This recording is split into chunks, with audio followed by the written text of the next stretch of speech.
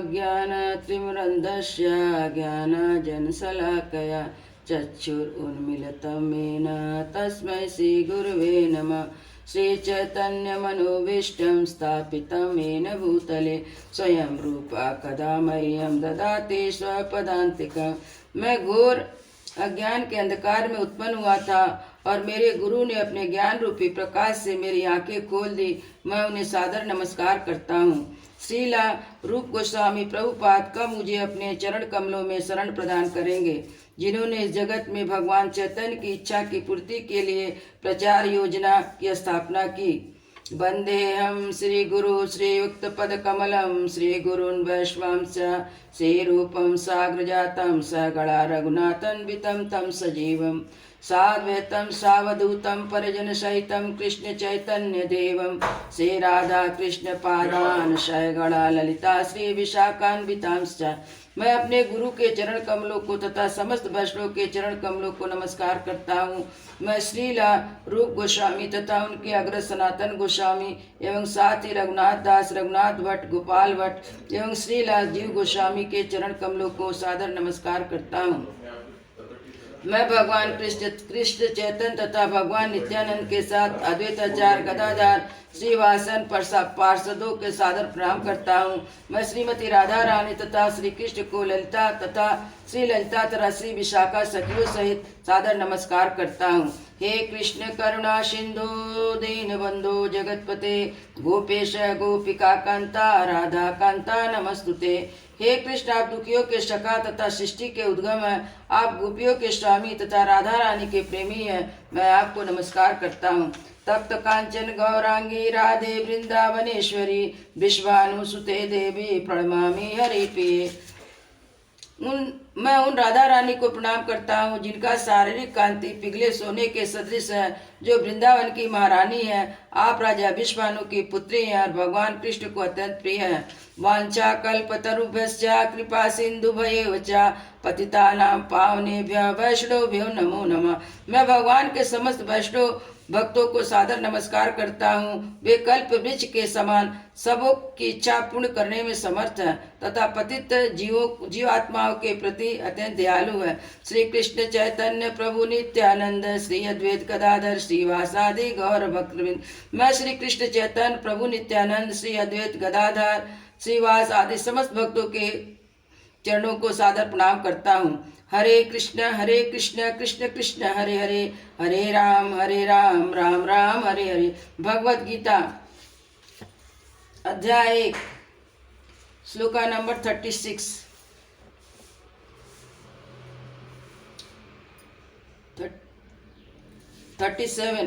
यप्येतेन पश्यन्ति लोभोपहत चेतसा कुलक्षयं कृतं दोषं मित्रदोहे च पातकं यप्येतेन पश्यन्ति लोभोपहत चेतसा कुलक्षयं कृतं दोषं मित्रदोहे च पातकं कथं न गेयम् अस्माभिः पापात् अस्मानि निवर्तितुं कुलक्षया कृता दोषं प्रपश्यद्भिर्जनार्दन कथं न गेये अस्माभिः पापात् अस्मनि निवर्तितुं कुलक्षयं कृतं दोषं प्रपश्यद्भिर्जनार्दन।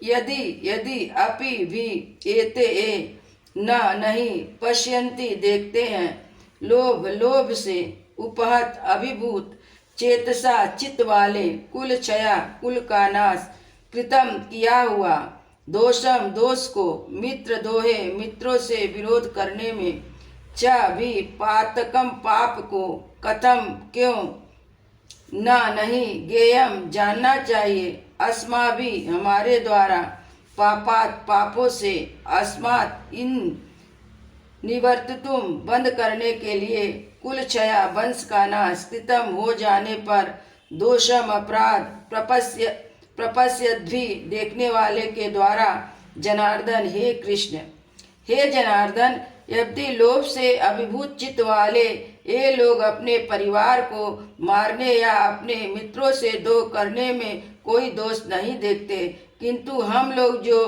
परिवार के विनष्ट करने में अपराध देख सकते हैं, ऐसा पाप कर्मों में क्यों प्रवृत्त हो। तात्पर्य, क्षत्रिय से यह आशा नहीं की जाती कि वह अपने विपक्षी दल द्वारा युद्ध करने या जुआ खेलने का आमंत्रण दिए जाने पर मना करे। ऐसा अनिवार्यता में अर्जुन लड़ने से नकार नहीं सकता, क्योंकि उसको दुर्योधन के दल ने ललकारा था। इस प्रसंग में अर्जुन ने विचार किया कि हो सकता है कि दूसरा पक्ष इस ललकार के परिणाम के प्रति अनभिज्ञ हो, किंतु अर्जुन को तो दुष्परिणाम दिखाई पड़ रहे थे, अतः वह इस ललकार को स्वीकार नहीं कर सकता। यदि परिणाम अच्छा हो तो कर्तव्य वस्तु पालनी है, किंतु परिणाम विपरीत हो तो हम उसके लिए बाध्य नहीं होते। इन पक्ष विपक्षों का विचार करके अर्जुन ने युद्ध न करने का निश्चय किया। श्लोका नंबर 39। कुलक्षयं प्रणश्यन्ति कुलाधर्मा सनातन धर्मे नष्टे कुलं कृष्णं अधर्मोऽभिभवत्युत अर्धर्मोऽभिभवत्युत कुलक्षया प्रणश्यन्ते कुलाधर्मा सनातनाः धर्मे नष्टे कुलं कृष्ण अधर्मोऽभिभवत्युत। कुलक्षय, कुल का नाश होने पर, प्रणश्यन्ति विनष्ट हो जाती है, कुलाधर्मा पारिवारिक परंपराएं, सनातन शाश्वत, धर्म नष्टे नष्ट होने पर, कुलम कुल को, कृष्णम संपूर्ण, अधर्म अभिभवती बदल देता है, उत कहा जाता है। कुल का नाश होने पर सनातन कुल परंपरा नष्ट हो जाती है और इस तरह शेष कुल भी अधर्म में प्रवृत्त हो जाता है। तात्पर्य, वर्णाश्रम व्यवस्था में धार्मिक परंपराओं में अनेक नियम हैं, जिनकी सहायता से परिवार के सदस्य ठीक से उन्नति करके आध्यात्मिक मूल्यों की उपलब्धि कर सकते हैं। परिवार में जन्म से लेकर मृत्यु तक के सारे संस्कारों के लिए वयोवृद्ध लोग उत्तरदायी होते हैं, किंतु वयोवृद्धों की मृत्यु के पश्चात संस्कार संबंधी पारिवारिक परंपराएं रुक जाती हैं और परिवार में जो तरुण सदस्य बचे रहते हैं वे अर्धमय व्यसनों में प्रवृत्त होने से मुक्ति लाभ से वंचित रह सकते हैं। अतः किसी भी कारण परिवार के वयोवृद्धों का नहीं होना चाहिए।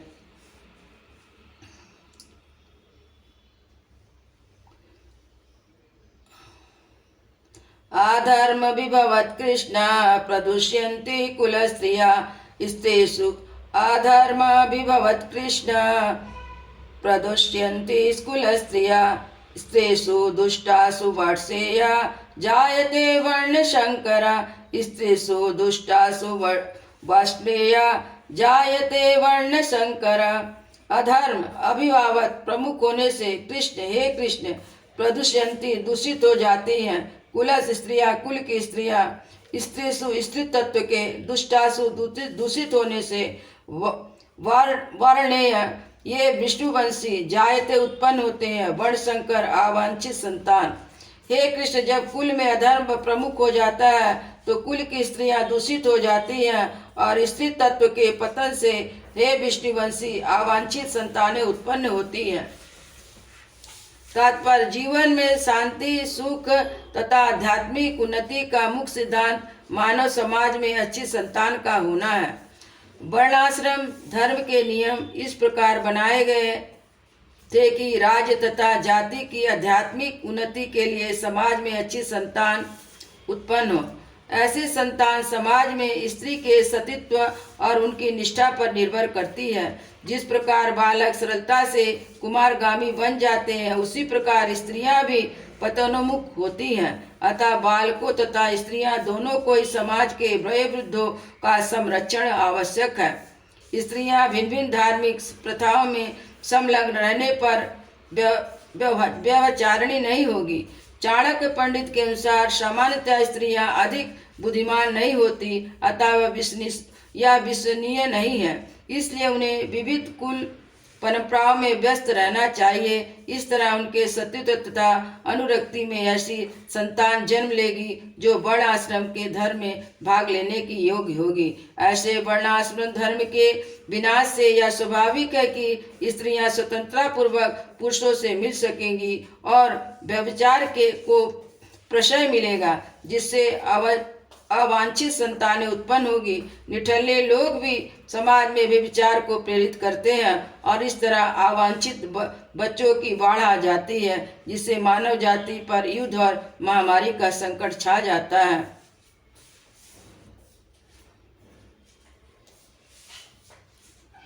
शंकरो नारका एव कुलं नानाकुलस्य च पतन्ते पितरो होशां लुप्तपिण्डोदक्रिया शंकरो नारके एव कुलं नानाकुलस्य च पतितो पितरो होशां पिंडोदक क्रिया। शंकर ऐसे अवांछित बच्चे नारकीय जीवन के लिए ये निश्चय ही कुलंगनाना कुल का वध करने वाले कुलस्य कुल के च भी पतंती गिर जाते हैं पितगण निश्चय ही ऐसा इनके लुप्त समाप पिंड अर्पण की उदक तथा जल की क्रियाकृत आवांछित संतानों की वृद्धि से निश्चय ही परिवार के लिए तथा पारिवारिक परंपराओं को विनष्ट करने वाले के लिए नारकी जीवन उत्पन्न होता है। ऐसा पतित कुलों के पितर लोग गिर जाते हैं क्योंकि जल और पिंड दान की क्रिया समाप्त हो जाती है। तात्पर्य सकाम करके विधि विधानों के अनुसार कुल के पितरों को समय समय पर जल तथा पिंड दान दिया जाना चाहिए। यह दान विष्णु पूजा द्वारा किया जाता है, क्योंकि विष्णु को अर्पित भोजन के उच्छिष्ट भाग प्रसाद के खाने से सारे पाप कर्मों से उद्धार हो जाता है। कभी कभी पितरगण विविध प्रकार के पाप कर्मों में ग्रस्त हो सकते हैं और कभी कभी उनसे भी कुछ स्थूल शरीर प्राप्त न हो सकने के कारण उन्हें प्रेतों के रूप में सूक्ष्म शरीर धारण करने के लिए बाध्य होना पड़ता है। अतः वंशजों द्वारा पितरों को बचा प्रसाद अर्पित किया जाता है तो उनका प्रेत योनि अन्य प्रकार के दुख में जीवन से उद्धार होता है। पितरों को इस तरह की सहायता पहुंचाना कुल परंपरा है। जो लोग भक्ति का जीवन यापन नहीं करते उन्हें अनुष्ठान करने होते हैं, लेकिन केवल भक्ति करने से मनुष्य सैकड़ों क्या हजारों पितरों को ऐसे संकटों से उबार सकता है। भागवत में 11.541 में कहा गया है, देवर्षि भूतप्निणां पित्राणां ना किंकरो नायम ऋणीम च राजन सर्वात्मनाया शरणम गतो मुकुंदम प्रहृत्य कर्तम। जो पुरुष अन्य समस्त कर्तव्यों को त्याग कर मुक्ति के दाता मुकुंद के चरण कमलों की शरण ग्रहण करता है और इस पथ पर गंभीरता पूर्वक चलता है, वह देवताओं मुनियों समान जीवों स्वजनों मनुष्यों पितरों के प्रति अपने कर्तव्य या ऋण को से मुक्त हो जाता है। श्री भगवान की सेवा करने से ऐसे दायित्व अपने आप पूरे हो जाते हैं। हरे कृष्ण।